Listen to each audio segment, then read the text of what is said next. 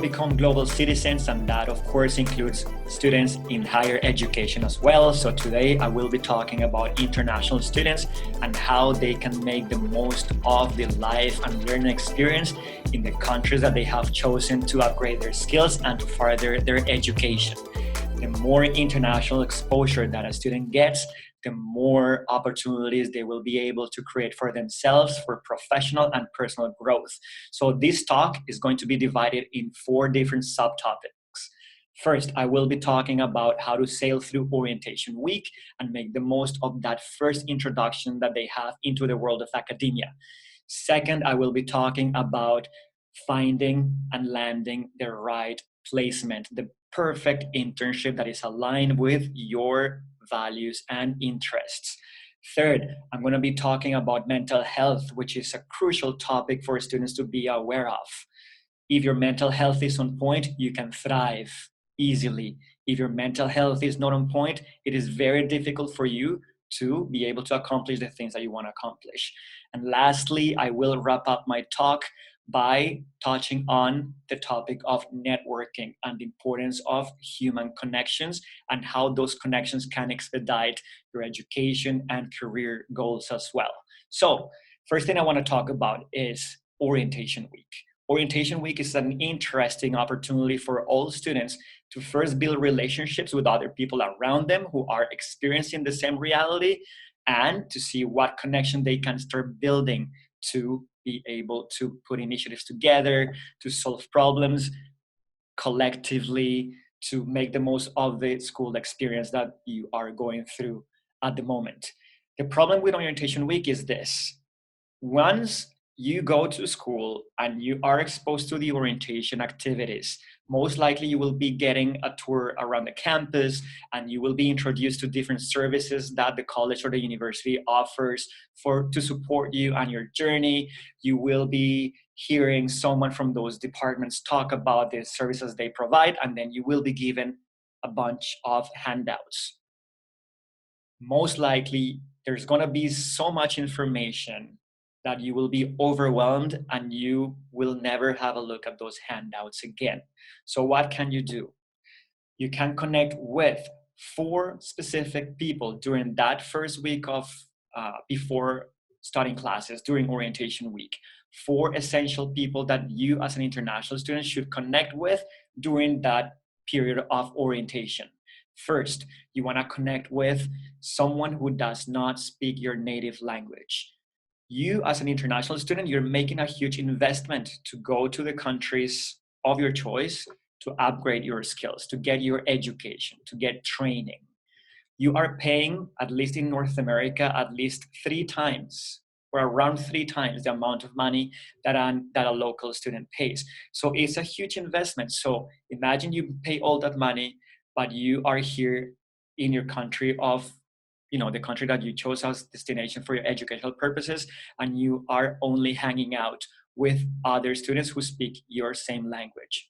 You're just changing your geographic locations, but you are not immersing in the language, the local language where you will be studying in and where you will be working in.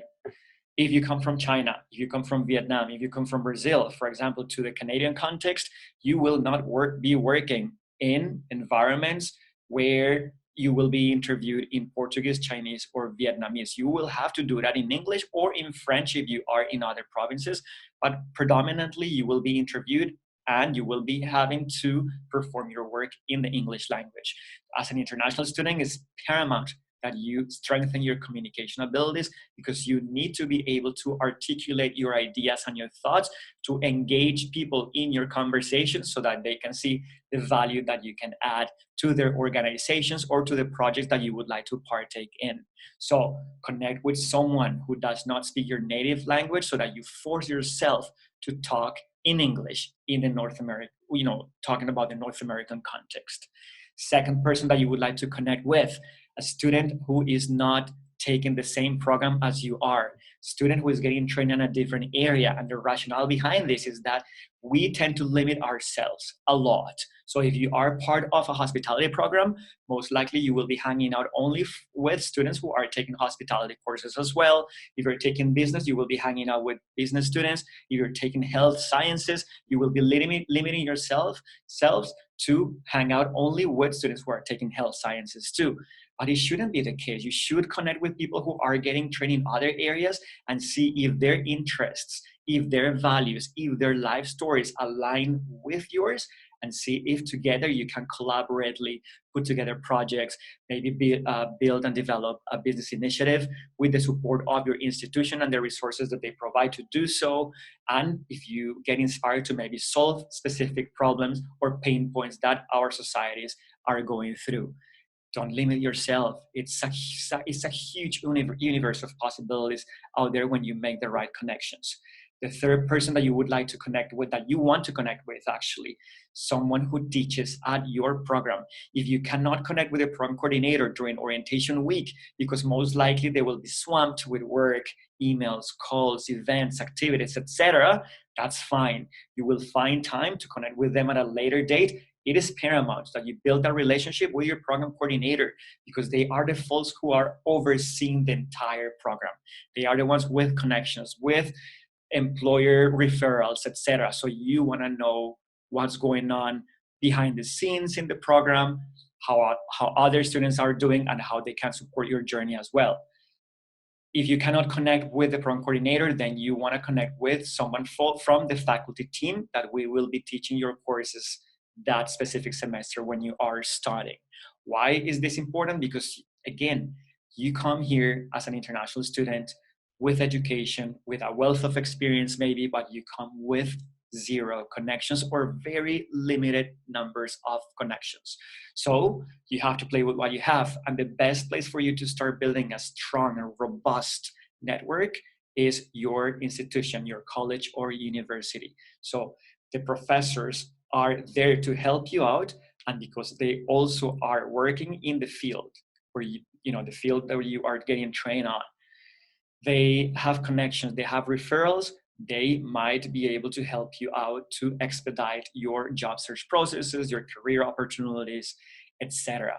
Tell them who you are, tell them your story, tell them where you come from, tell them why you are excited about their course, and tell them also what is the biggest challenge that you think that will prevent you from excelling in their class, and see how relationship can evolve and unfold over time so that they can see the value that you add and they can help you and collaborate with you so that you can thrive in your future endeavors.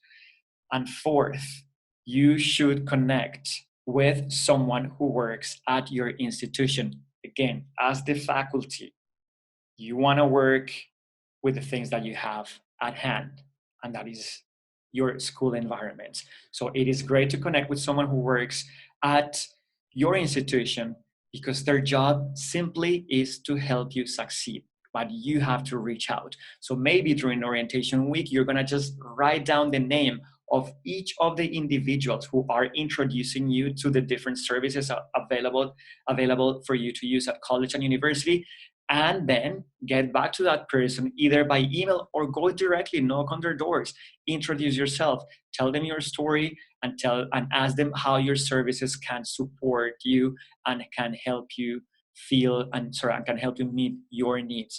I think those are great folks to connect with as well. So make sure you have the chance to engage in conversation with them and get to know them better. If they like you, they will be more than willing to help you out so that you can succeed.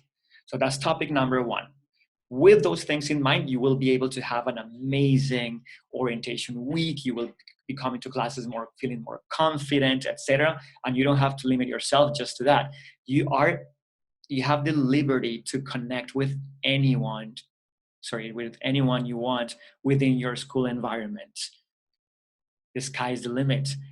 It's a microcosmos of the planet in one same institution. So do not limit just to 4 people. If you can connect with more people and start growing that network from the very beginning, that will do wonders for your journey. Now, the second topic that I want to talk about is placements, internship, practicums, you name it, co-ops.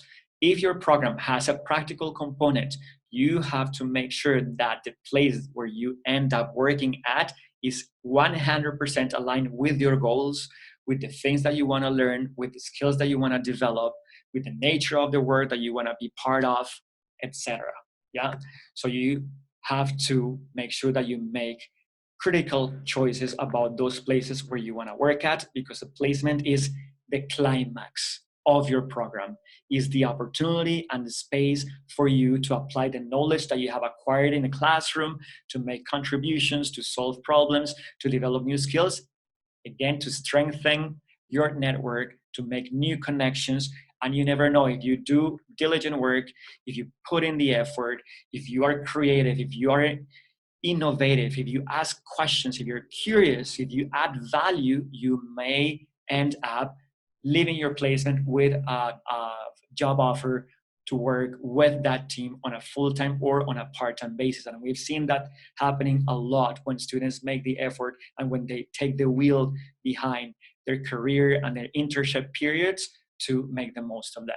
When students like leave things for the very last minute and apply to random places to their internships, and they don't have a really life-changing experience, then it's just not like nothing happened. It doesn't add the value to your life that you were expecting. So most likely the institutions are going to provide you with a database with employers that are partners that are willing to take students on internships. That database should become your best friend. So you have to really study that database so that you pick 4 or 5 places that really speak to you. You may have your top choice, of course. So say that you have that top choice and then you go to an interview, you don't get the offer, but then 2 or 3 other places, they call you from those choices that you made. You made a good impression, they give you a call for an interview, you go to an interview and they give you an offer. Even if you don't get your top choice, you should be fine with any of the other choices that you made, because you have done your research and you have validated that those are really good places for you potentially do your internship at. So one word that I want to throw in here as key to find the right placement is strategy. You need to be very strategic when it comes to those choices, and you want to think critically about your present, your current reality, so that you can build tools to have a very nice future. Now, you shouldn't rely only on the resources that the institutions are providing. You should also put in the work to try to find a placement on your own. Imagine if you manage to achieve that. Not only you may end up with a paid internship, which would be lovely so that you can cover your expenses and you can help alleviate the financial burden that you have as an international student. And second, it would be such a great accomplishment that you, being new to the country, you managed to find your own placement. So it should be a combination of both within the same strategy, using the resources that the institution is giving you and putting the work to try to find something on your own. Now, topic number 3 that I want to talk about today, mental health. Mental health is crucial. We talk about, in terms of international students, the career, school, jobs, but we don't address enough the life transitions. And you have to think about this because you are experiencing an impactful life transition when you move from your country of origin and you come to Canada, or you go to the United States, or you go to England, or you go to Australia, France, Spain, Brazil, Argentina, any place that you choose. It's a life transition. You're leaving so many things behind and you're making sacrifices in order to grow and find yourself and get better opportunities. So, although it's a great experience, being an international student can also come with challenges and obstacles that you need to surpass. And if you don't manage to surpass all of those obstacles, your mental health could be negatively impacted. And without mental health, it's very, very hard to thrive. So you have to make sure, as an international student, that you make your mental health your top priority. In North America, the topic around mental health is widely spoken. In other cultures, not so much, and it's still a big taboo. So people are afraid to reach out for help when they are feeling that there's an imbalance in their mental health, and when they're feeling depressed, when they're feeling anxious, when they experience panic attacks. They feel ashamed because in their cultures, that's seen as a weakness. Mental health is a taboo, is a weakness, but here, at least in the Canadian context, there are professionals, certified professionals within your institutions that will be more than willing to have these conversations with you to make sure that your mental health is on point and you can enjoy your experience as an international student to the fullest. Reach out. You don't have to go through the struggle alone. There are people out there who have been in your shoes that you can reach out and get insight. Check in on your classmates as well. Ask them how they're doing. Other international students in your class, how are they dealing with their life transitions? What's working for them? What's not working for them? How can you support each other? Remember that when you go to a new country, your friends become your family. So you want to have that strong support core around you that can help you through the difficult times, and that can help you celebrate also when you are achieving and accomplishing the things that you had set your mind to. Mental health priority is crucial that you pay attention to that.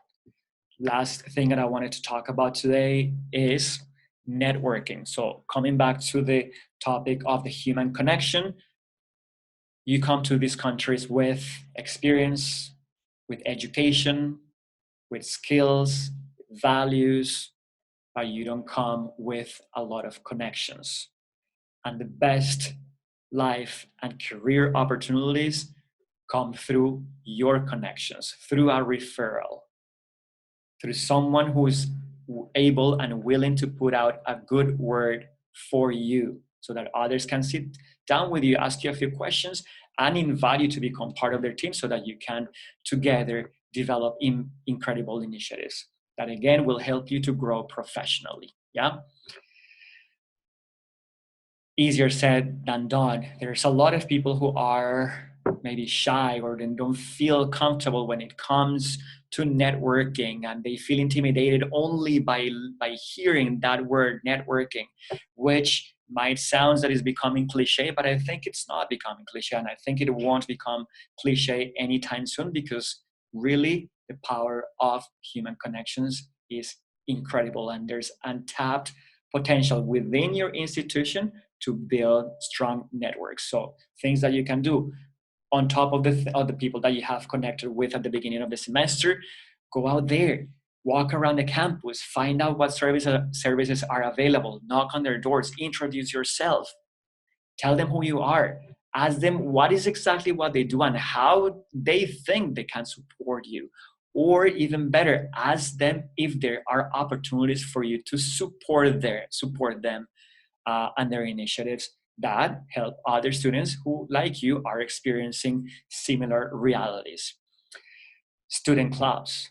It's an incredible space for you to do something that is extracurricular and that is aligned with your hobbies, with your interests, with the things that you have fun doing, the things that you enjoy doing.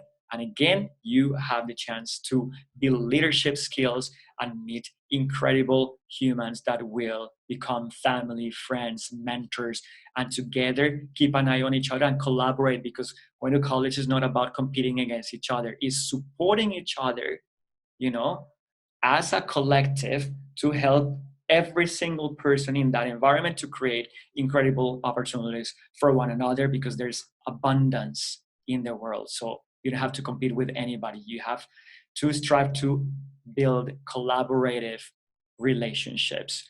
So you can start with that. Once you start like utilizing all the resources that are available at the college and you gain confidence to talk to people and to reach out, then you can start attending networking events, professional events, etc. And you can also try to build a network online.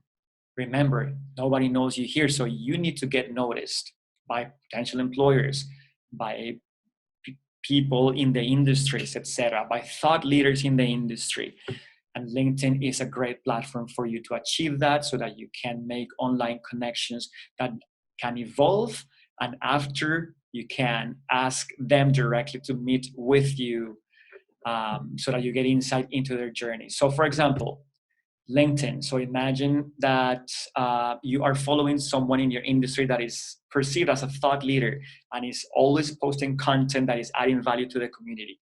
Those comments speak to you. So what can you do to engage with that person and build that relationship?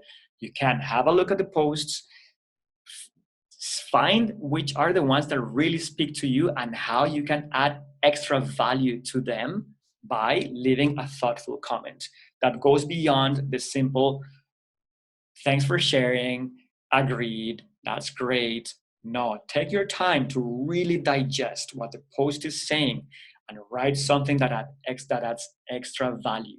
If you do that periodically, that content creator will become familiar with your name, will appreciate you, will get to know who you are, what you stand for, and what your work values are. And once you have built that relationship without even noticing, you can reach out to them directly and ask them, "Hey, I saw your last post today and really spoke to me because this, and that. I am very impressed by your journey, and I would love to sit down with you at your best convenience and ask you just a few questions about your career trajectory and what are the steps that you took and the actions that you took to get there." So if you have been connecting with them, if you have taken your time to engage in their content, you think they're going to tell you no? Most likely they're going to recognize who you are and going to tell you, "Absolutely, you've been so active helping me promote my content that I would love to sit down with you and help you with insight so that you can achieve the goals that you are setting for yourself."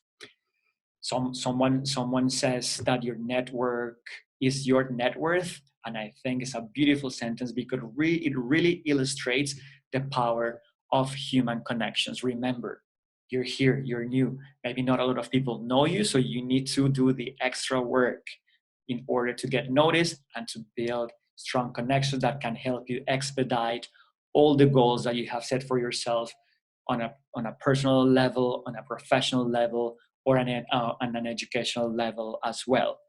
Build relationships with people before asking them anything. Give.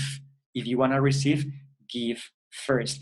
Right now, it's a great opportunity to connect with others through these online platforms, and maybe now even have interactions with them online through Zoom or Skype or any other platform without even the need to going out and meeting for coffee. But make sure that you spend quality time building those relationships. Being an international student is a once in a lifetime opportunity, but a lot of the students are not making the most of them, and they're returning to their home countries without the results that they were expecting that they were going to get. The institution gives you the resources, but it's up to you to use them, find out what else is available, and reach out to the people that can give you an extra hand. Remember, it's an investment. If we talk about the Canadian context or the North American context in general, Canadian education, Canadian experience is greatly appreciated all around the world. So make sure that you make the most of this privilege that you have to come to one of these countries to upgrade your skills and to further your education. So I'm David Mendoza. I'm the director at Orbit 5, and you want to learn more about what the work that we do to empower international students to make smooth transitions into life in Canada and the countries that they decide to go to have a great learning experience. Connect with me and check out my website at orbit5.ca. Thank you very much.